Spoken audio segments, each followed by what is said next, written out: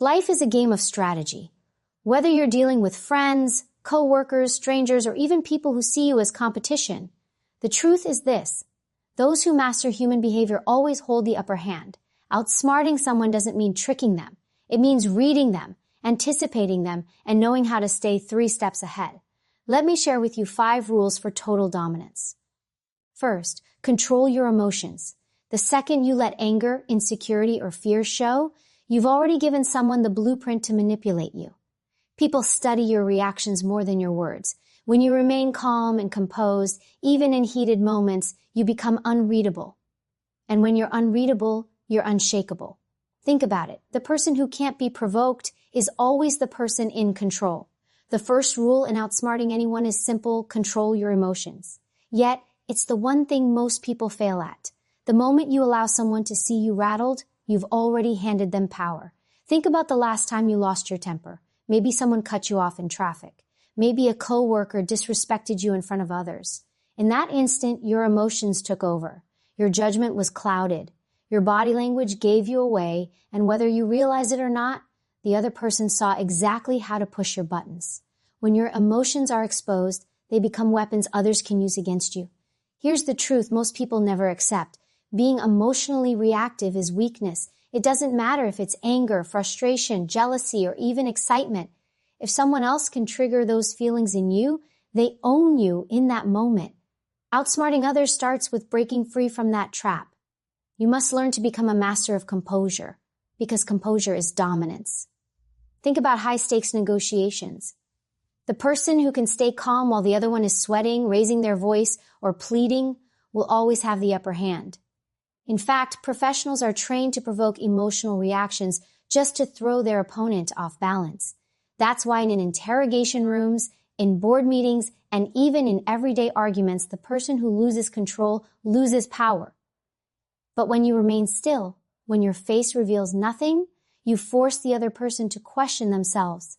They start to wonder what you're thinking, if you're stronger than they expected, if they've underestimated you. Now, controlling your emotions doesn't mean suppressing them forever. It doesn't mean becoming cold or robotic. It means disciplining yourself to respond strategically, not impulsively. Emotions are natural, but they don't have to be public. For example, if someone insults you, your instinct might be to fire back. But what if you didn't? What if you looked at them calmly, almost amused, and said nothing? That silence would unsettle them far more than any comeback. Why? Because they expected you to lose it. They expected you to react. By not reacting, you've taken away their control and established your own. This discipline also builds respect. People don't respect the person who lashes out. They respect the one who can stand steady in the storm. Imagine being in a heated debate, voices rising, tempers flaring, and yet you remain calm, speaking firmly and clearly. Everyone in that room will turn to you as the voice of authority. You've positioned yourself as the one in control, even if you didn't say the most words or raise your tone. That's the power of emotional control. It commands presence without effort. There's another layer to this. Emotional control protects your decision-making. When you're angry, you make reckless choices. When you're anxious, you hesitate. When you're overly excited, you miss red flags. But when you're calm, you see the game for what it is. Outsmarting people requires clarity, and clarity only comes when your mind is not hijacked by emotion. This is why the most effective leaders, negotiators, and strategists appear almost unshakable. Their strength comes not from being the loudest, but from being the most centered. So how do you train yourself for this? You start by becoming aware of your triggers. Pay attention to the moments you feel your pulse rise, your jaw tighten, or your voice about to escalate. Those are the exact points where you need to pause. Take a breath. Delay your reaction. That pause, as small as it seems, is where your power lives. Because in that pause, you're shifting from being controlled to being in control. The longer you can hold that line, the less power anyone has over you. Another tactic is practicing neutrality in your expressions. Don't let your face betray your mind. Most people leak their emotions without realizing it. A raised eyebrow, a clenched fist, a sigh. Those signals tell others exactly how you feel. Train yourself to keep your exterior calm, even when the inside is boiling. Over time, you'll notice people trying to read you and failing. And when they can't read you, they can't predict you. That uncertainty makes you powerful. Controlling your emotions also gives you the ability to turn situations in your favor. Picture a heated conversation where someone is clearly trying to provoke you. Instead of reacting, you calmly ask a question that redirects the focus back to them. Suddenly, they're the ones exposed. They're the ones justifying themselves. By not taking the bait, you've shifted the dynamic and taken the dominant role without raising your voice once. The greatest test of emotional control is when you're under pressure. Anyone can stay calm when things are easy. When you're challenged, insulted, or backed into a corner, that's when your discipline is measured. The person who can remain poised in those moments doesn't just outsmart others, they intimidate them. Because true dominance doesn't need to be shouted, it only needs to be demonstrated through unwavering composure. If you want to outsmart anyone, begin with yourself. Master your emotions before anyone else has the chance to manipulate them. Once you've built that shield of composure, you'll notice something powerful. People will stop testing you because deep down they'll sense that nothing they do can shake you. And that, more than anything, is how control becomes yours. The second rule for outsmarting anyone is to master observation. Most people think power lies in speaking, persuading, or dominating conversations, but in reality, the real power is in noticing what others overlook. Outsmarting someone is not about force. It's about insight. And insight comes from observing details that reveal the truth about people. Think about it. People leak information constantly without even realizing it. Their words might be polished, but their body language often tells a different story. The tone of their voice, the way their eyes shift when they're lying, the nervous tap of their fingers, or even the hesitation before they answer. All of these are signals. The person who pays attention to these small details has the advantage. Most people are too distracted by what they want to say next to truly observe. That's why they miss the clues that are right in front of them. Observation is not just about watching, it's about listening differently. People reveal themselves in the way they talk. They might emphasize certain words when they're trying to convince you, or they might trail off when they're unsure. Even the choice of words can betray insecurity or overconfidence. If you train yourself to slow down, to really listen without rushing to respond, you'll start hearing what isn't being said. The pauses, the slips, the contradictions, those are the cracks in the mask. And once you see the cracks, you understand who they truly are. Observation also means noticing patterns. Everyone has habits, and habits make people predictable. Maybe someone always glances at their phone before answering tough questions. Maybe they exaggerate their stories to make themselves look bigger. Maybe they get defensive the second you challenge them. These patterns are like a manual to their behavior. If you spot them, you can anticipate their moves. And when you can anticipate, you can control. Outsmarting people isn't magic. It's about collecting enough details to make their next step obvious to you before it's obvious to them. The skill of observation also protects you from deception. People lie with words, but lying with the body is much harder. Imagine you're negotiating, and someone says, "I'm confident this is the best deal." Their voice might sound strong, but if they look away quickly, fidget with their hands, or swallow hard, they just told you they're not as confident as they claim. That one detail gives you leverage. You don't need to call them out directly. You simply adjust your strategy, knowing the truth they tried to hide. That's how observation silently tips the balance in your favor. But there's another level to this. Observation allows you to control yourself too. By studying how others perceive you, you learn to refine your own presence. If you see someone's eyes light up when you lean forward, you know it communicates authority. If you notice someone backing away when you speak too quickly, you learn to slow down. In other words, observing others teaches you how to be observed. That self-awareness is part of outsmarting because you're not just reading the game, you're shaping it. The best observers are patient. They don't rush to conclusions. They collect data, they test their perceptions, and they verify patterns. People often expose themselves if you simply give them the space to talk. Silence is one of the most powerful observation tools. When you remain quiet, people feel uncomfortable, and in that discomfort, they start revealing more than they intended. That extra word, that unnecessary explanation, that slip of emotion, it all comes out when silence draws it out. Most people underestimate silence, but silence combined with sharp observation is a weapon. Observation is also about environment, not just people. The setting tells you just as much as the person. Look at how someone dresses, how they maintain their space, the objects they keep close to them. These are all clues.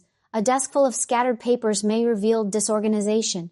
A polished appearance may be overcompensation for insecurity. Even the way someone shakes your hand tells a story. The person who crushes your hand is trying too hard to project dominance. The one with the weak handshake is telling you they lack confidence. These are not random details. They are insights that, when put together, create a complete picture. The danger for most people is assuming observation is passive. It's not. Observation is active engagement with your environment. It requires presence. You can't observe while distracted by your own emotions, your own voice, or your own ego. Outsmarting others demands that you put yourself in the position of a strategist, someone who studies before striking. And the more you practice it, the more natural it becomes. Soon, you'll walk into a room and read it in seconds. You'll sense who is nervous, who is in control, who feels left out, and who is desperate for approval. That awareness will guide every move you make. Mastering observation doesn't mean you expose what you notice right away. The true strength of observation lies in restraint. The moment you reveal what you see, you tip your hand. Instead, you store the information, let it shape your strategy, and act when the time is right. Outsmarting others isn't about being quick to show you're smart. It's about quietly knowing more than they realize. At its core, observation is power because it transforms you from a participant into a strategist. While others are caught up in the noise, you are tuned into the signals beneath the surface. And once you master this art, you'll find that most people are not as hard to read as they think they are. The world is full of unguarded signals, if you're disciplined enough to see them. The third rule to outsmart anyone is this: give less than you know. Most people have a dangerous habit. They talk too much. They reveal their thoughts, their plans, and even their weaknesses without realizing it. But the person who learns to withhold information, to speak less and observe more, always ends up with the upper hand. Outsmarting others is not about out-talking them. It's about out-listening them. Think about the last time you were in a conversation where someone dominated the room. They wanted to impress, to show off, to prove their intelligence. And what did they actually do? They handed out free information. They told you what mattered to them, where they stood, and what they feared. Without realizing it, they gave you the blueprint of their mind. That is the mistake you must never make. When you give less than you know, you stay unpredictable. And unpredictability is power. People are uncomfortable with silence. When there's a pause, most rush to fill it. That's why silence is one of the greatest tools you can use. Instead of feeling the need to respond quickly, you wait. You let the other person scramble to explain themselves. The longer the silence, the more they reveal. This is how skilled negotiators gain leverage. They don't fight for words. They let silence draw out confessions. Giving less than you know also forces others to show their cards first. Imagine playing a game of chess but revealing your strategy out loud with every move. You'd lose instantly. Life works the same way. The moment you expose too much, you give the other person the advantage. But when you hold back, when you say just enough to keep the conversation moving but not enough to reveal your position, you remain unreadable. And unreadable people are always harder to defeat. This doesn't mean you should be cold or detached. It means you should speak with precision. Every word you give away should serve a purpose. Say less, but make what you do say matter. People who talk too much dilute their own power. People who talk less concentrate it. Imagine two leaders standing in front of a group, one rambling, explaining every detail, trying to be liked, and the other speaking only a few sharp sentences. Who do you think the group respects more? The one who doesn't waste words. Brevity creates authority. Another layer of this rule is protecting your personal information. When you reveal your insecurities, your frustrations, or even your ambitions too quickly, people can use them against you. If someone knows what drives you, they know how to manipulate you. If they know your weak spot, they know how to push it. But if you keep your cards close to your chest, no one can trap you. Outsmarting others is as much about what you don't give as it is about what you take. Here's something powerful to remember. People want to feel heard more than they want to hear you. If you let others talk, if you nod, ask short questions, and create the space for them to express themselves, they will. And in doing so, they will hand you information you could never have forced out of them. That's why the best interrogators don't yell. They listen. They make people feel comfortable enough to speak, and in speaking, people betray themselves. You can do the same in everyday interactions. There's also an element of mystery in this. Humans are naturally drawn to what they can't fully figure out. If you're always explaining yourself, always revealing what you think, you become ordinary. But when you say less, when you leave space for interpretation, people lean in. They wonder what you're hiding, what you're thinking, and in that wondering, you gain psychological ground. Mystery isn't about being secretive. It's about being strategic with what you share. But giving less doesn't just protect you from others. It strengthens your own discipline. It forces you to think before speaking, to weigh the value of your words. That kind of control sharpens your mind. It makes you intentional. And intentional people always outsmart those who operate impulsively. The person who speaks without thinking digs holes. The one who pauses, holds back, and delivers only when it counts climbs higher. Of course, there will be times when people try to pressure you into revealing more. They'll push, they'll ask, they'll test your boundaries. That's when your resolve must hold. Learn to redirect. Answer a question with a question. Give a response that is technically true but doesn't expose your position, or simply smile and stay silent. Remember, you don't owe anyone access to your thoughts. Every time you choose restraint over disclosure, you're reinforcing your dominance. The beauty of this rule is that it works in every arena: personal relationships, business negotiations, casual conversations, even conflicts. The less you reveal, the harder it is for anyone to control you. People may underestimate you because you're quiet, but that's fine. Let them, because while they're busy talking, you're busy collecting information. And when the time comes to act, you'll strike with accuracy while they're still tangled in their own words. The game of dominance isn't won by those who talk the most. It's won by those who know the most. And knowledge comes from listening, from watching, from holding back while others spill themselves onto the table. Giving less than you know is not weakness. It is a form of strength so few master because so few have the patience to hold their tongue. But once you do, you'll find yourself ahead of almost everyone, not because you outshouted them, but because you outsmarted them. The fourth rule for outsmarting anyone is to anticipate behavior. If you want total dominance, you can't just react to people. You have to predict them. And the truth is, most people are predictable. They think they're being original, but in reality, they operate out of the same patterns, the same needs, and the same fears. If you learn to study those patterns, you'll always know their next move before they make it. Outsmarting others isn't about being the fastest thinker in the moment. It's about preparing so well that nothing surprises you. Every action people take comes from a motive. Some are driven by power, others by money, others by approval or recognition. If you know what drives a person, you know what decisions they'll make under pressure.